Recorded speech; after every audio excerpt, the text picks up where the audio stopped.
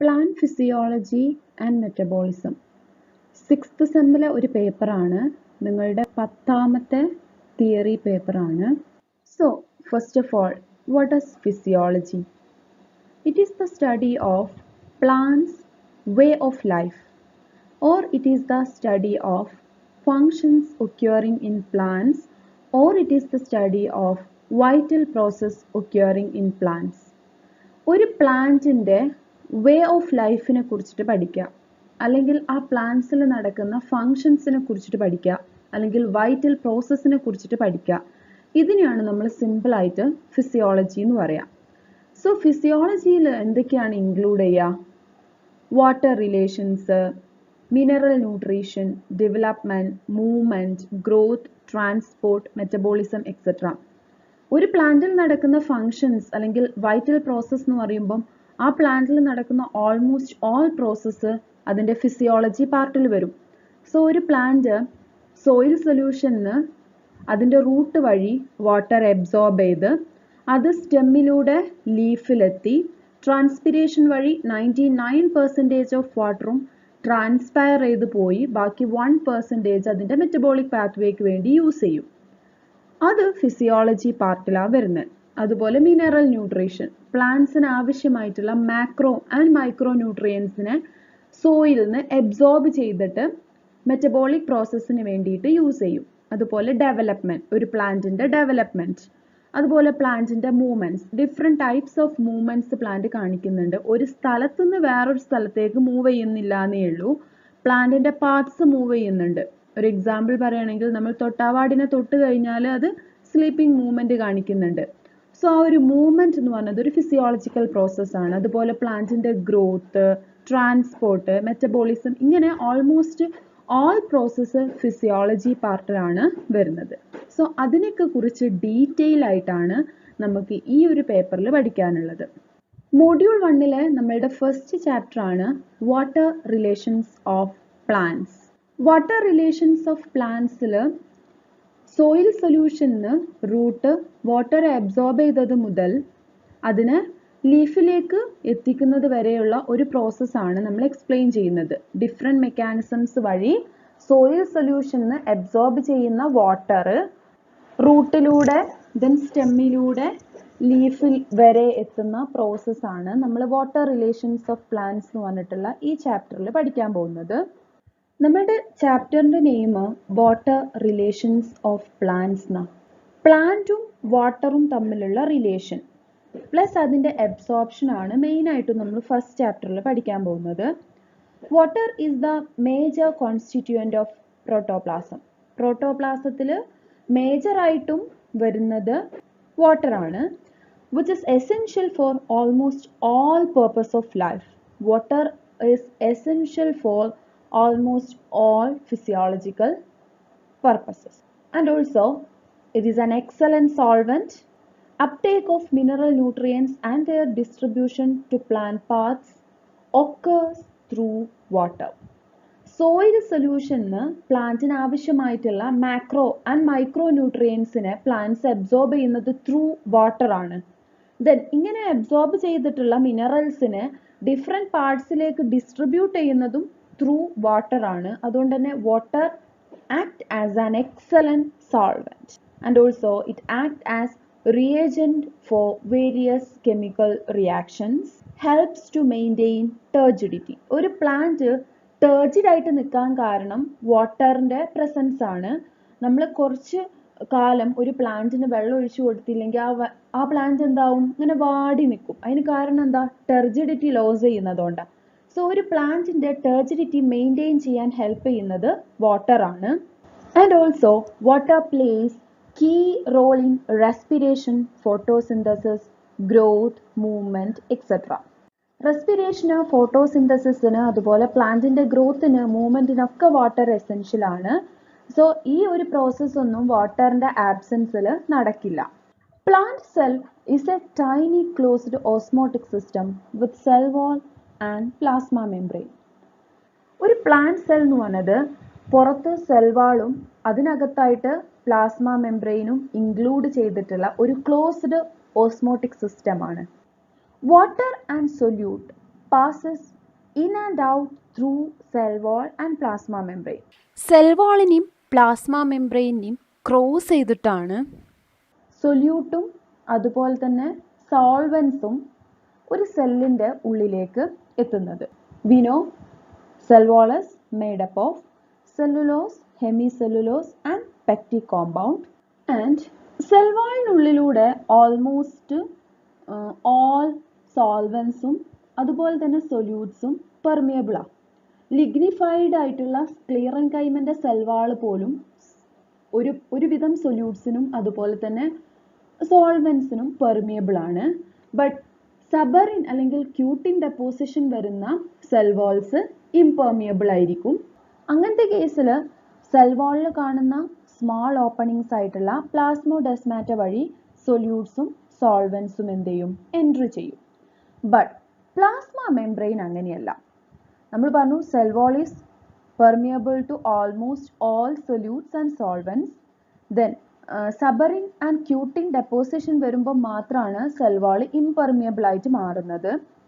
അങ്ങനത്തെ കേസിൽ പ്ലാസ്മോഡെസ്മാറ്റ വഴി സൊല്യൂട്ട്സും സോൾവൻറ്റും പുറത്തു നിന്ന് അകത്തേക്ക് എൻ്റർ ചെയ്യും. But plasma membrane is different. Cell wall പോലെയല്ല പ്ലാസ്മ മെംബ്രെയിൻ എന്ന് പറഞ്ഞത് it is differently or selectively permeable. അങ്ങനെ എല്ലാവരെയും സെൽ വാൾ പോലെ പ്ലാസ്മ മെംബ്രെയിൻ എന്ത് ചെയ്യില്ല, കടത്തിവിടൂല. സെലക്റ്റീവ്ലി അല്ലെങ്കിൽ ഡിഫറൻഷ്യലി പെർമിയബിളാ.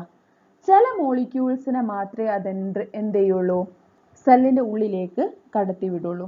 സോ നമുക്കിനി നെക്സ്റ്റ് പഠിക്കാനുള്ളത് പെർമിയബിലിറ്റി ആണ്. സോ നമ്മൾ പറഞ്ഞു cell wall is permeable to almost all solutes and solvents. Cutin and suberin deposition വരുമ്പോൾ മാത്രമേ ഇംപെർമിയബിൾ ആവുള്ളൂ. അങ്ങനത്തെ കേസിൽ പ്ലാസ്മോഡെസ്മാറ്റ വഴി സൊല്യൂട്ട്സും സോൾവൻസും എൻ്റർ ചെയ്യും. But plasma membrane is selectively or differentially permeable. So നമുക്കിനി ഡിസ്കസ് ചെയ്യാനുള്ളത് വാട്ട് ഈസ് പെർമിയബിലിറ്റി അല്ലെങ്കിൽ പെർമിയബിൾ എന്ന് പറഞ്ഞു കഴിഞ്ഞാൽ എന്താണ്. Permeability is the ability to permit or restrict or prevent the movement of ions and molecules across them. ഒരു മെംബ്രെയിൻ്റെ എബിലിറ്റിയാണ് to permit, restrict or prevent the movement of ions and molecules across them. ചില മോളിക്യൂൾസിനെ permit ചെയ്യാനും ചില മോളിക്യൂൾസിനെ restrict ചെയ്യാനും ചില മോളിക്യൂൾസിനെ prevent ചെയ്യാനുള്ള ഒരു മെംബ്രെയിൻ്റെ എബിലിറ്റിനെയാണ് പെർമിയബിലിറ്റി എന്ന് പറയാം. അപ്പോൾ പ്ലാസ്മ മെംബ്രെയിന് നമ്മൾ പറഞ്ഞു സെലക്റ്റീവ്ലി പെർമിയബിൾ ആണ്. സോ പ്ലാസ്മ മെംബ്രെയിൻ എന്ന് പറഞ്ഞാൽ അങ്ങനത്തെ ഒരു എബിലിറ്റി ഉള്ള ഒരു മെംബ്രെയിനാണ്. അത് ചില മോളിക്യൂൾസിന് എന്ത് ചെയ്യും, പെർമിറ്റ് ചെയ്യും, ചില മോളിക്യൂൾസിനെ റെസ്ട്രിക്റ്റ് ചെയ്യും, ചില മോളിക്യൂൾസിനെ പ്രിവെൻറ്റ് ചെയ്യും, കടത്തി വിടുകയില്ല. സോ അങ്ങനെയുള്ള ആ ഒരു എബിലിറ്റിനെയാണ് നമ്മൾ പെർമിയബിലിറ്റി എന്ന് പറയാം. ആൻഡ് പെർമിയബിലിറ്റി രണ്ട് ഫാക്ടേഴ്സിനെ ഡിപ്പെൻഡ് ചെയ്യുന്നുണ്ട്. ഒന്ന് കോമ്പോസിഷൻ ഓഫ് ദി മെംബ്രെയിൻ. മെംബ്രെയിൻ്റെ കോമ്പോസിഷനെ പെർമിയബിലിറ്റി ഡിപ്പെൻഡ് ചെയ്യുന്നുണ്ട്. അതുപോലെ രണ്ടാമത് വരുന്ന ഒരു ഫാക്ടറാണ് chemical nature of the substance crossing them. ആ ഒരു പെർട്ടിക്കുലർ മെംബ്രെയിനിലൂടെ പാസ് ചെയ്യുന്ന മോളിക്യൂൾസിൻ്റെ കെമിക്കൽ നാച്ചറിനെയും കൂടെ ഡിപ്പെൻഡ് ചെയ്യുന്നുണ്ട്. ഏതൊക്കെയാണ് രണ്ട് ഫാക്ടേഴ്സ്? ഒന്ന് ആ മെംബ്രെയിൻ്റെ കോമ്പോസിഷൻ, ഏത് ടൈപ്പ് മെംബ്രെയിൻ ആണ്, പ്ലാസ്മ മെംബ്രെയിൻ ആണോ അതോ വാക്യൂളിൻ്റെ മെംബ്രെയിൻ ആണോ, മൈറ്റോകോൺട്രിയൻ്റെ മെംബ്രെയിൻ ആണോ, ക്ലോറോപ്ലാസ്റ്റിൻ്റെ മെംബ്രെയിൻ ആണോ, അതാണ് കോമ്പോസിഷൻ ഓഫ് ദ മെംബ്രെയിൻ എന്ന് പറഞ്ഞത്. രണ്ടാമത്തത് chemical nature of the substance crossing dum. ഈ മെംബ്രെയിനിലൂടെ ക്രോസ് ചെയ്യാനുള്ള മോളിക്യൂൾസിൻ്റെ കെമിക്കൽ നാച്ചർ. അപ്പോൾ ക്ലോറോപ്ലാസ്റ്റ് മെംബ്രെയിന് പെർമിറ്റ് ചെയ്യുന്ന മോളിക്യൂളിനെ ചിലപ്പോൾ മൈറ്റോകോൺട്രിയൽ മെംബ്രെയിൻ പെർമിറ്റ് ചെയ്തോളണം എന്നില്ല. അപ്പോൾ ഈ രണ്ട് ഫാക്ടേഴ്സ് ആണ് പെർമിയബിലിറ്റിനെ ഡിപ്പെൻഡ് ചെയ്യുന്ന രണ്ട് factors. And there are two different kinds of permeability: semi permeability and selective or differentially permeability. So രണ്ട് ടൈപ്പ് പെർമിയബിലിറ്റി ആണ്. ഒന്ന് സെമി പെർമിയബിലിറ്റിയും രണ്ടാമത്തത് selective or differentially permeability. So ഇത് രണ്ടും തമ്മിലുള്ള ഡിഫറൻസ് എന്താണെന്ന് നോക്കാം. സെമി പെർമിയബിലിറ്റി എന്ന് പറഞ്ഞാൽ it permits only solvent molecules. Semi permeable ആയിട്ടുള്ള മെംബ്രെയിൻസ് സോൾവൻസിനെ മാത്രമേ പെർമിറ്റ് ചെയ്യുള്ളൂ, സൊല്യൂട്ട്സിനെ ഒരിക്കലും പെർമിറ്റ് ചെയ്യില്ല. അങ്ങനത്തെ മെംബ്രെയിൻസിനെയാണ് സെമി പെർമിയബിൾ മെംബ്രെയിൻസ് എന്ന് പറയാം. ഓൺലി സോൾവെന്റ് മോളിക്യൂൾസ്, സൊല്യൂട്ടിനെ പെർമിറ്റ് ചെയ്യാത്ത മെംബ്രെയിൻസ്. എക്സാമ്പിൾ ടോണോപ്ലാസ്റ്റ് മെംബ്രെയിൻ എന്ന് പറഞ്ഞാൽ എന്താ? വാക്യൂളിന്റെ മെംബ്രെയിനെയാണ് ടോണോപ്ലാസ്റ്റ് മെംബ്രെയിൻ എന്ന് പറയാം. സോ ടോണോപ്ലാസ്റ്റ് ഒരു സെമി പെർമിയബിൾ മെംബ്രെയിന് എക്സാമ്പിൾ ആണ്. ദെൻ അപ്പൊ എന്താ സെലക്റ്റീവ് ഓർ ഡിഫറൻഷ്യലി പെർമിയബിൾ എന്ന് പറഞ്ഞാൽ? These membranes are freely permeable to some molecules, slowly permeable to some other molecules, and impermeable to still other molecules. Selective or differentially permeable membranes എന്ന് പറഞ്ഞു കഴിഞ്ഞാൽ ചില മോളിക്യൂൾസിനെ freely permit ചെയ്യും, ചില മോളിക്യൂൾസിനെ restrictions വെച്ചിട്ടാണ് permit ചെയ്യുക, ചില മോളിക്യൂൾസിനെ അത് പെർമിറ്റ് ചെയ്യില്ല. അതായത് മോളിക്യൂൾസിനനുസരിച്ചിട്ടാണ് പെർമിഷൻ. ചില മോളിക്യൂൾസിനെ പെർമിറ്റ് ചെയ്യും, ചില മോളിക്യൂൾസിനെ ചില കണ്ടീഷൻസ് വെച്ചിട്ട് പെർമിറ്റ് ചെയ്യും, ചില മോളിക്യൂൾസിനെ എന്ത് തന്നെ ആയാലും പെർമിറ്റ് ചെയ്യില്ല. അങ്ങനത്തെ മെംബ്രെയിൻസിനെയാണ് selective or differentially permeable membranes എന്ന് പറയാം. സെലക്റ്റീവ് ആണ്, ചില മോളിക്യൂൾസിന് സെലക്റ്റീവ് ആയിരിക്കും ആ membrane. And example for selective or differentially permeable membranes are plasma membrane, chloroplast membrane, mitochondrial membrane, etc. അല്ലെങ്കിൽ നമുക്ക് ചുരുക്കി ഇങ്ങനെ പറയാം, ടോണോപ്ലാസ്റ്റ് അല്ലാത്ത എല്ലാ മെംബ്രെയിൻസും selective or differentially permeable membranes ആണ്. അപ്പോൾ നമ്മൾ എന്തൊക്കെയാ എക്സാമ്പിൾ പറഞ്ഞത്? ഒന്ന് പ്ലാസ്മ മെംബ്രെയിൻ, അതുപോലെ ക്ലോറോപ്ലാസ്റ്റ് മെംബ്രെയിൻ, അതുപോലെ mitochondrial membrane. Next permeability of plasma membrane. നമ്മൾ പറഞ്ഞു പ്ലാസ്മ മെംബ്രെയിൻ എന്ന് പറഞ്ഞത് ഒരു സെലക്റ്റീവ് അല്ലെങ്കിൽ ഡിഫറൻഷ്യലി പെർമിയബിൾ മെംബ്രെയിൻസ് ആണ്. ചില മോളിക്യൂൾസിനെ പെർമിറ്റ് ചെയ്യും, ചില മോളിക്യൂൾസിനെ റെസ്ട്രിക്റ്റ് ചെയ്യും, ചില മോളിക്യൂൾസിന് അത് ഇംപെർമിയബിൾ ആയിരിക്കും. അപ്പോൾ എല്ലാ പ്ലാസ്മ മെംബ്രെയിനും ഒരുപോലെയാണോ? അതായത് എല്ലാ പ്ലാസ്മ മെംബ്രെയിനും ഒരു ടൈപ്പ് ഓഫ് മോളിക്യൂൾസിനെ മാത്രം റെസ്ട്രിക്റ്റ് ചെയ്യുക, ഒരു ടൈപ്പ് ഓഫ് മോളിക്യൂൾസിനെ മാത്രം പെർമിറ്റ് ചെയ്യുക, അങ്ങനെയാണോ? അല്ലെങ്കിൽ ഡിഫറെൻറ്റ് സെൽസിൻ്റെ പ്ലാസ്മ മെംബ്രെയിൻസ് ഡിഫറെൻ്റ് ആയിട്ട് പെർമിയബിലിറ്റി കാണിക്കുന്നുണ്ടോ? അതാണ് നമുക്ക് നോക്കേണ്ടത്. Permeability of plasma membrane differs from cell to cell and time to time. ഓരോ സെല്ലിൻ്റെയും പ്ലാസ്മ മെംബ്രെയിൻ്റെ പെർമിയബിലിറ്റി ഡിഫറെൻ്റ് ആയിരിക്കും. ഒരു റൂട്ട് സെല്ലിൻ്റെ പ്ലാസ്മ മെംബ്രെയിൻ്റെ പെർമിയബിലിറ്റി പോലെ ആയിരിക്കില്ല ചിലപ്പോൾ ഒരു ലീഫ് സെല്ലിൻ്റെ പ്ലാസ്മ മെംബ്രെയിൻ്റെ പെർമിയബിലിറ്റി. അതുപോലെ തന്നെ നൈറ്റ് ടൈമിലുള്ള പെർമിയബിലിറ്റി പോലെ ആയിരിക്കില്ല ഡേ ടൈമിലുള്ള permeability. So cell to cell അതുപോലെ ടൈം ടു ടൈം പ്ലാസ്മ മെംബ്രെയിൻ്റെ പെർമിയബിലിറ്റി ഡിഫറൻസസ് കാണിക്കും. അല്ലാതെ ഒരേ ടൈപ്പ് ഓഫ് പെർമിയബിലിറ്റി അല്ല എല്ലാ പ്ലാസ്മ മെംബ്രെയിൻസും കാണിക്കുന്നത്. In many cells there is an active transport of molecules across the membrane by utilizing energy.